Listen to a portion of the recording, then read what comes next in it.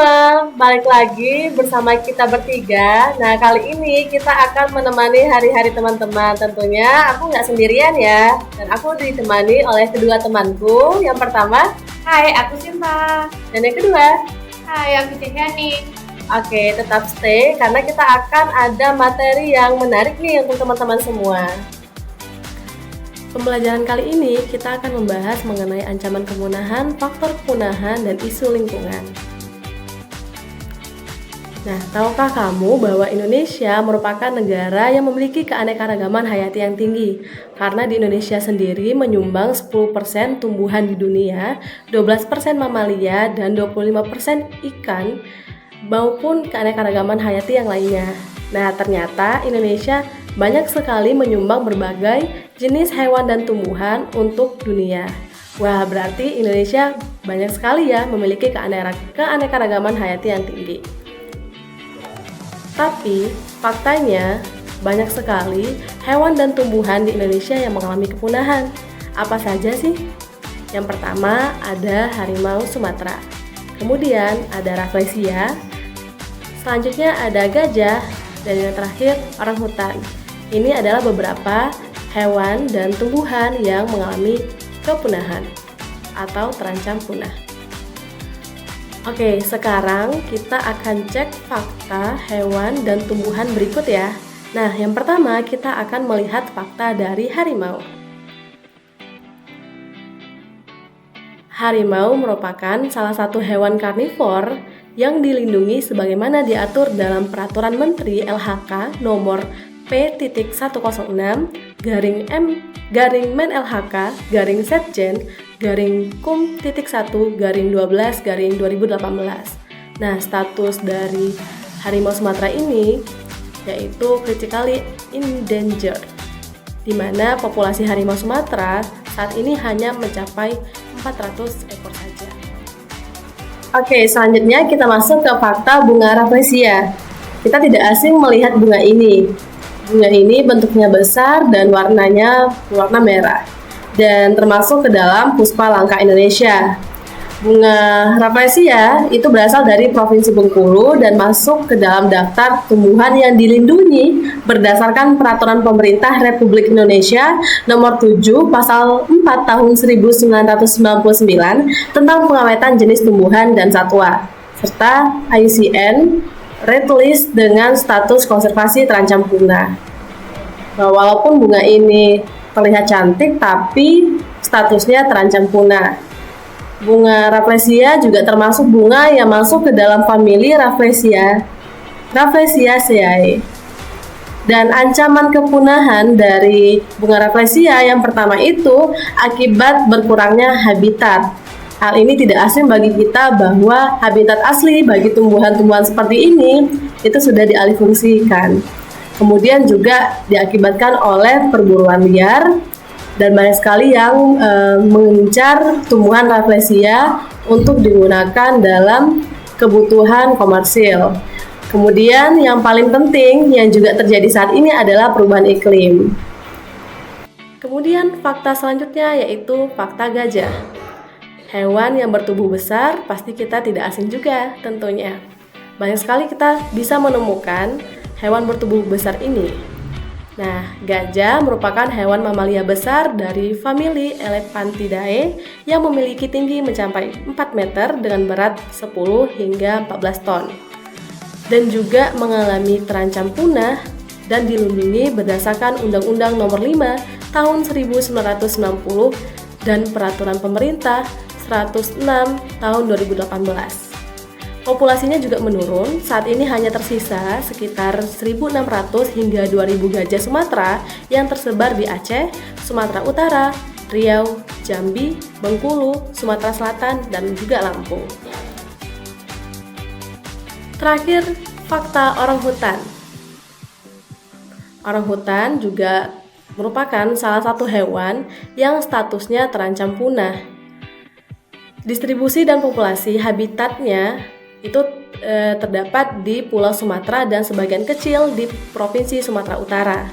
Nah, populasi orang hutan saat ini sekitar 13.846 individu di habitat seluas 16.775 km². Ancaman utamanya lagi-lagi akibat dari perusakan habitat. Dan ini sering terjadi akibat adanya perusakan oleh pemanfaatan lahan kelapa sawit dan pembangunan jalan. Kemudian juga orang hutan seringkali dipergunakan untuk perdagangan ilegal. Dan faktanya yang banyak sering diperjualbelikan adalah bayi orang hutan. Sebelum bayi tersebut dijualbelikan, induknya harus dibunuh terlebih dahulu. Halo teman-teman, balik lagi sama aku Sinta. Di sini aku akan menjelaskan faktor penyebab kepunahan. Kenapa kok aku perlu menjelaskan faktor penyebab kepunahan? Karena kalian tadi sudah mempelajari tentang topik hewan dan tumbuhan yang saat ini terancam punah. Jadi, apa aja sih faktor penyebab kepunahan? Nah, yang pertama yaitu ada deforestasi. Kemudian ada juga alih fungsi lahan, ada perubahan iklim, ada eksploitasi, dan ada reproduksi yang lama. Nah, kalian penasaran kan? Kalau penasaran, yuk simak penjelasan berikut. Nah, tahukah kamu di balik lebatnya hutan Indonesia ada ancaman yang terus mengintai? Apa sih ancaman itu? Ya, betul. Jadi, ancaman itu adalah deforestasi. Jadi, bukan sekedar hilangnya pepohonan, ini adalah kondisi ketika luas hutan berkurang atau mengalami penurunan akibat infrastruktur, pemukiman, dan pembabatan liar. Jadi, seberapa seriuskah masalah ini? Kalau menurut kalian serius, tulis di kolom komentar ya. Pada tahun 2001, Indonesia memiliki 136 juta hektar hutan primer. Namun, di tahun 2023, Indonesia kehilangan 1,3 juta hektar hutan primer. Dan berdasarkan analisis Global Forest Watch, sebagian besar kehilangan hutan primer di Indonesia berada di dalam wilayah yang diklasifikasikan Indonesia sebagai hutan sekunder dan tutupan lahan lainnya. Misalnya, ada pertanian lahan kering campuran, kemudian ada tanaman perkebunan, dan hutan tanaman perdu. Kemudian, kehilangan ini tidak hanya berdampak pada lingkungan, tetapi juga mengancam keanekaragaman hayati, mempengaruhi perubahan iklim, dan mempengaruhi kehidupan masyarakat lokal. Tapi ada berita baiknya. Berita baiknya yaitu kita masih bisa menjadi bagian daripada solusi itu. Caranya gimana? Ada yang tahu? Nah, caranya yaitu yang pertama kita bisa mendukung gerakan reboisasi. Kalian tahu apa itu gerakan reboisasi? Reboisasi adalah gerakan penanaman pohon kembali. Kemudian cara yang kedua yaitu kurangi penggunaan produk yang memicu deforestasi. Dan yang ketiga yaitu sebarkan kesadaran melalui edukasi. Nah, simak video berikut ya. Jadi, pernahkah kalian melihat hutan yang berubah menjadi lahan kosong seperti ini? Nah, alih fungsi lahan terjadi ketika hutan, baik sebagian maupun keseluruhan, diubah untuk tujuan lain, yang akhirnya menurunkan kualitas lingkungan dan menghilangkan potensi alami dari lahan itu sendiri. Nah, kalian tahu apa penyebab utamanya? Ya, betul. Jadi penyebab utamanya itu ada 3. Yang pertama itu ada faktor ekonomi. Kenapa? Karena dengan faktor ekonomi itu menjadi dorongan untuk membuka lahan bagi pertanian dan industri. Kemudian faktor yang kedua yaitu faktor sosial, di mana pertumbuhan populasi dan kebutuhan pemukiman yang semakin besar, dan juga yang ketiga ada faktor kebijakan, di mana peraturan yang lemah atau bahkan mendukung eksploitasi lahan. Nah, alih fungsi lahan itu tidak hanya membuat hutan menghilang, tetapi juga mengganggu keseimbangan ekosistem, mengancam habitat satwa liar, dan memperburuk perubahan iklim. Namun, sekali lagi masih ada harapan. Jadi, kita bisa mulai dari hal yang kecil, yaitu mendukung konservasi hutan. Dan yang kedua, kita bisa menyuarakan pentingnya kebijakan ramah lingkungan. Nah, yang ketiga, edukasi orang-orang di sekitar kita. Jangan hanya dipendam sendiri kalau memiliki ilmu yang bermanfaat. Nah, selanjutnya, pernahkah kamu melihat hutan yang berubah menjadi lahan kosong seperti gambar? Jadi, alih fungsi lahan terjadi ketika hutan baik sebagian maupun keseluruhan diubah untuk tujuan lain, yang akhirnya menurunkan kualitas lingkungan dan menghilangkan potensi alami dari lahan itu sendiri. Jadi, apa sih faktor penyebab utamanya? Faktor utama penyebabnya yaitu yang pertama ada faktor ekonomi, di mana ekonomi ini mendorong untuk membuka lahan baru untuk pertanian dan juga industri. Kemudian ada faktor sosial, pertumbuhan populasi dan kebutuhan pemukiman yang semakin besar, dan juga ada faktor kebijakan, di mana peraturan yang lemah atau bahkan mendukung eksploitasi lahan. Alih fungsi lahan tidak hanya membuat hutan menghilang, tetapi juga mengganggu keseimbangan ekosistem, mengancam habitat satwa liar, dan memperburuk perubahan iklim. Namun, masih ada harapan kita bisa mulai dari hal yang kecil, yaitu kita bisa mendukung konservasi hutan, menyuarakan pentingnya kebijakan ramah lingkungan, edukasi orang-orang di sekitar kita. Kenapa? Karena ilmu itu tidak boleh disimpan sendiri, alangkah baiknya disebarkan untuk orang lain juga. Nah, yang sekarang kita akan membahas tentang perubahan iklim. Dulu hutan itu masih sangat lebat, masih segar, hijau, dan langitnya pun biru. Tapi sekarang asap tebal, panas menyengat, cuaca pun tak menentu. Jika kalian pernah naik pesawat, melihat perbedaan antara udara di kawasan yang masih hutannya lebat dan kawasan yang hutannya sudah minim seperti di Jakarta, akan terlihat perbedaan warna langitnya, di mana ada perbedaan polusi dan tidaknya. Nah, perubahan iklim ini dapat merusak habitat makhluk hidup dengan cara mengubah suhu, curah hujan, dan pola cuaca. Akibat dari keadaan alam yang tak menentu, satwa-satwa yang ada di bumi juga harus melakukan adaptasi. Poin yang menjadi permasalahan adalah bahwa saat ini perubahan yang terjadi terhadap bumi kita berlangsung sangat cepat, sehingga satwa-satwa di sekitar kita harus melakukan adaptasi yang cepat pula. Bagi satwa sendiri dalam beradaptasi dapat dengan berganti habitat atau bergantung dengan perubahan genetika. Nah, selanjutnya yaitu ada eksploitasi. Jadi, pernahkah kalian melihat hutan terbakar atau mendengar berita tentang illegal logging? Nah, kalau pernah, coba tulis di kolom komentar ya. Ya, semua itu adalah bagian dari eksploitasi alam. Jadi, apa sih eksploitasi itu? Eksploitasi adalah tindakan mengambil keuntungan dari alam secara berlebihan dan seringkali dilakukan tanpa tanggung jawab. Hasilnya, yaitu kerusakan lingkungan yang sangat parah. Coba bayangkan hutan yang hijau berubah menjadi lahan kering, hewan kehilangan rumahnya, dan udara dipenuhi asap. Menyedihkan kan? Nah, eksploitasi bisa terjadi dalam berbagai bentuk.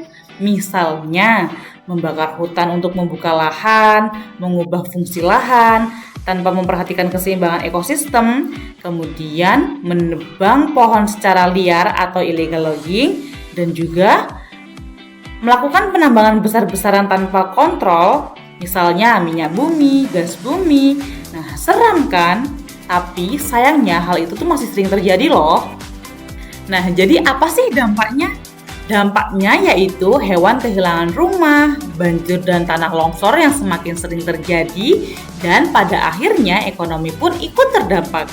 Eksploitasi mungkin menguntungkan dalam jangka pendek, tapi dampaknya jauh lebih besar dan merugikan. Nah, kita udah sampai di faktor terakhir nih teman-teman. Faktor terakhir penyebab dari kepunahan itu ada tingkat reproduksi yang rendah. Kenapa kok tingkat reproduksi rendah bisa menjadi penyebab kepunahan? Kenapa? Ada yang tahu? Jadi ketika makhluk hidup jarang bereproduksi dan hanya memiliki sedikit anak saat melahirkan, itu adalah tingkat reproduksi yang rendah. Nah, dulu mungkin kalian bisa menemukan harimau dan gajah yang sangat banyak di alam liar, tetapi sekarang sudah sangat jarang. Kenapa? Karena ya tingkat reproduksi yang rendah itu. Nah, tingkat reproduksi yang rendah itu juga disebabkan oleh beberapa hal. Nah, yang pertama ada perubahan suhu dan musim, kemudian ada hilangnya habitat, yang ketiga ada polusi dan gangguan manusia, dan ketidakseimbangan rantai makanan. Dampaknya apa? Dampaknya polusi, populasi hewan menurun dan mengancam keberlangsungannya. Dan yang kedua yaitu potensi pemulihan populasi hewan diperkirakan menjadi melambat. Nah, tapi jangan khawatir, kita masih bisa membantu. Sekali lagi, yuk mulai dari hal kecil, kurangi penggunaan produk berbasis deforestasi, dukung terus konservasi, dan sebarkan kesadaran edukasi. Kalau punya ilmu, jangan disimpan sendiri. Hai teman-teman, ketemu lagi dengan saya Cahyani Lestari. Nah, kali ini saya akan menjelaskan mengenai isu kerusakan hutan. Tadi kan sudah dijelasin ya mengenai fakta apa saja sih hewan yang terancam punah maupun tumbuhan. Ada harimau, ada gajah, ada bunga rafflesia, dan ada orang hutan. Dan juga tadi sudah dijelaskan mengenai fakta apa saja yang menyebabkan hewan tersebut atau tumbuhan tersebut itu terancam punah. Nah, kali ini kita akan membahas isu kerusakan hutan, bahwasanya isu kerusakan hutan itu berkorelasi dengan kerusakan habitat yang menyebabkan organisme itu terancam punah. Nah, apa sih korelasi antara hutan dengan habitat? Nah, jadi hutan itu merupakan habitat alami untuk hewan maupun tumbuhan. Nah, apa sih habitat itu? Habitat itu merupakan tempat tinggal yang terbentuk secara alami oleh alam yang digunakan oleh hewan maupun tumbuhan untuk tempat tinggal. Selain itu, habitat itu sendiri digunakan untuk tempat bereproduksi, tempat beradaptasi dengan lingkungannya, dan digunakan tempat untuk berlindung. Nah, kali ini kita fokusnya yaitu isu kerusakan hutan pada dua jenis hutan, yaitu hutan lindung dan hutan produksi. Nah, kali ini saya akan menjelaskan mengenai dasar isu kerusakan hutan, bahwasannya berdasarkan data Global Forest Watch mengatakan negara Indonesia itu dari tahun 2001 hingga tahun 2023 mengalami kerusakan hutan sebesar 19% atau setara dengan 30,8 hektar. Nah, kerusakan ini menyebabkan penurunan tegakan pohon hutan primer Indonesia itu jumlahnya semakin menurun, sehingga hal ini menjadi indikasi bahwasannya hutan di Indonesia itu terancam rusak. Nah, selanjutnya saya akan menjelaskan mengenai apa sih bedanya hutan lindung dan hutan produksi. Nah, untuk kali ini sudah saya sebutkan tadi ya, bahwasanya hari ini kita fokusnya pada hutan lindung dan hutan produksi. Apa sih hutan lindung itu? Hutan lindung itu merupakan kawasan hutan yang dilindungi keberadaannya untuk menjaga ekosistem. Nah, hutan lindung itu sendiri merupakan kawasan hutan yang memiliki fungsi pokok untuk perlindungan sistem penyangga kehidupan. Jadi, hutan ini juga berperan sebagai pengatur tata air seperti mencegah erosi, mencegah intrusi kebocoran air laut, dan menjaga kesuburan tanah.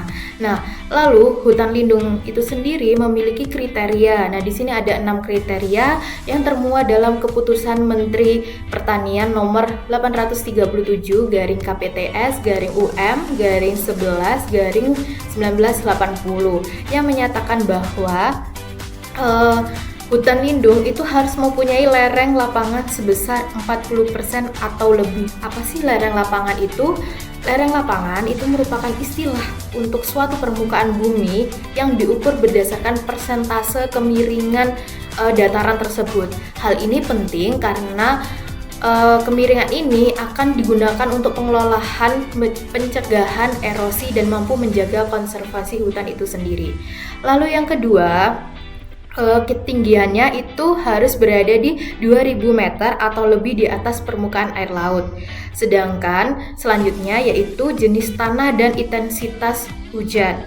Lalu yang keempat, kawasan hutan ini harus memiliki tanah yang peka terhadap erosi. Karena sesuai dengan pengertian sebelumnya bahwasanya hutan lindung itu memiliki fungsi pokok untuk pencegahan erosi. Jadi tanah yang ada di hutan lindung itu harus peka terhadap erosi. Lalu selanjutnya yaitu kawasan daerah resapan air. Dan yang terakhir yaitu kawasan hutan sebagai perlindungan pantai. Selanjutnya yaitu mengenai hutan produksi. Apa sih hutan produksi itu? Nah, hutan produksi itu merupakan kawasan hutan yang memiliki fungsi pokok sebagai produksi hasil hutan.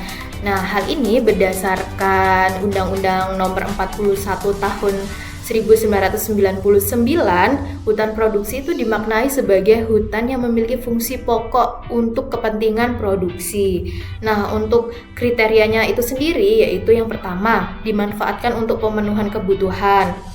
Karena apa? Karena pada sejatinya hutan produksi yaitu berperan sebagai produksi yang memenuhi kebutuhan manusia. Lalu yang kedua, vegetasinya homogen. Karena untuk kebutuhan manusia, untuk pemenuhan kebutuhan, jadi vegetasi yang ada di dalamnya itu bersifat homogen. Apa sih homogen itu? Yaitu sejenis gitu. Jadi vegetasinya itu hanya tanaman-tanaman yang sejenis. Lalu luas wilayahnya itu terbatas. Hal ini karena memang proporsi hutan produksi itu memang lebih sedikit ketimbang hutan lindung, karena hutan lindung itu sangat luas dan sangat berdekatan dengan vegetasi alam lainnya. Lalu yang keempat yaitu memiliki pengawasan produksi yang ketat. Karena ini hutan produksi, jadi pengelolaan hutan tersebut itu harus diawasi. Seperti contohnya ada Kementerian Perhutanan yang nantinya ada kepala perhutani yang akan mengawasi aktivitas manusia dalam mengelola hutan produksi itu sendiri. Nah, karena tadi sudah dijelaskan mengenai konsep dari hutan produksi dan hutan lindung maupun kriteria-kriteria dari hutan produksi dan hutan lindung itu sendiri, kali ini kita akan menyajikan kajian isu hutan produksi di Desa Sumbergondo, Kecamatan Bumi Aji, Kota Batu. Nah, sebenarnya tadi alasan mengapa kita memilih dua jenis hutan karena memang hutan produksi dan hutan lindung itu merupakan daerah hutan yang berdekatan dengan masyarakat setempat, yaitu di Desa Sumbergondo, Kecamatan Bumi Aji, Kota Batu. Nah, kali ini saya akan mengangkat isu kerusakan hutan yang berada di dekat dengan wilayah kita, yaitu Kota Batu itu sendiri. Nah, Kota Batu itu merupakan salah satu wilayah kota yang memiliki kekayaan hutan yang bersanding dengan kehidupan masyarakat setempat.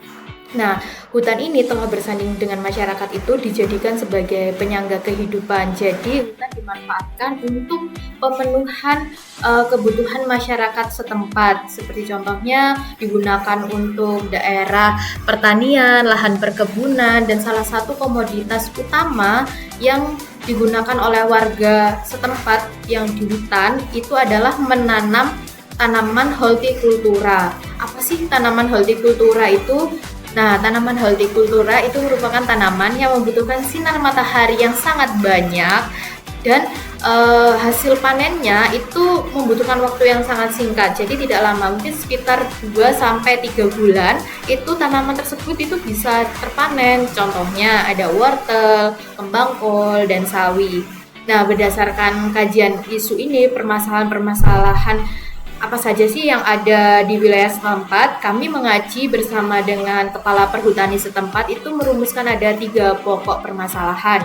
Yang pertama, pengelolaan hutan produksi adalah kelompok petani sosial atau disingkat KPS. Jadi, wilayah Kota Batu itu memiliki kelompok petani sosial yang mana petani-petani pengelola hutan setempat atau hutan penyangga itu harus terdata dengan jelas. Jadi, semisal hutan produksi dengan seluas 10 hektar dibagi menjadi 4 peta. Peta pertama digarap dengan 10 petani dengan nama A, B, C, D, dan sekian. Peta kedua ada nama petani lain, peta ketiga ada petani lain, dan peta keempat ada petani lain.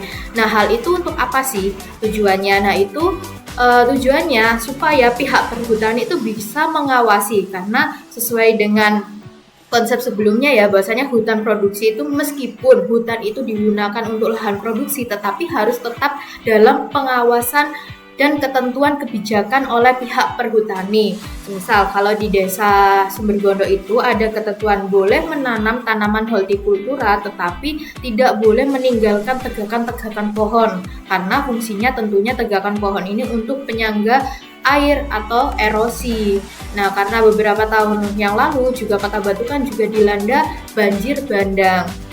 Nah, oleh karena itu kelompok petani sosial ini dibentuk supaya nanti pengawasan dan penyuluhan dan untuk perlindungan keamanan hutan itu sendiri tertuju pada kelompok petani sosial ini. Lalu yang kedua, permasalahannya yaitu boleh menanam komoditas pertanian asalkan tetap menjaga tegakan pohon. Seperti yang tadi sudah saya katakan bahwasanya KPS ini, kelompok petani sosial ini boleh menanam tanaman hortikultura tetapi tidak boleh menebang tegakan pohon. Nah, pada kasus nyatanya petani ini serakah karena apa? Karena mereka inginnya tanaman hortikultura. Tanaman hortikultura itu kan ingin mataharinya itu banyak, ingin mendapatkan matahari banyak. Jadi kalau semisal tegakan pohonnya itu padat, mataharinya tidak bisa masuk secara maksimal. Jadi ada beberapa petani nakal itu menebang tegakan pohon supaya tanaman hortikultura itu tetap mendapatkan matahari yang maksimal supaya hasil panennya juga maksimal. Nah, itulah yang menjadi permasalahan. Lalu yang ketiga, tidak boleh merambah pada area hutan lindung, yang mana hutan produksi pada masyarakat setempat yang digunakan sebagai penyangga kehidupan, itu hutan produksinya itu sangat berdekatan dengan hutan lindung wilayah Gunung Arjuna. Nah, sebenarnya pihak perhutani sudah memberikan batasan-batasan, semisal hutan produksi adanya 4 petak itu tadi. Jadi 4 petak saja yang dimanfaatkan untuk lahan pertanian, tidak boleh merambah ke hutan lindung. Tetapi ada beberapa pihak itu merambah di hutan lindung tanpa sepengetahuan pihak perhutani. Jadi ketika perhutani dan bersama polisi hutan itu mengecek di hutan lindungnya sudah dirambah karena tindakan manusia yang ingin memperluas daerah pertanian tersebut. Baik, lantas tindakan apa yang perlu kita lakukan? Kali ini kita akan bahas pada pertemuan selanjutnya. Jadi, kalian bisa memikirkan dari sekarang apa saja sih tindakan yang relevan untuk warga setempat, karena warga setempat juga hidupnya bergantung dengan hutan. Jadi, keputusannya tidak boleh langsung masyarakat dilarang untuk memanfaatkan hutan, karena pada sejatinya hutan itu juga bisa dimanfaatkan oleh manusia, tetapi dengan ketentuan-ketentuan yang sudah disepakati. Nah, sekarang kalian pikirkan tindakan hal tersebut. Besok kita akan bahas lagi. Sampai jumpa.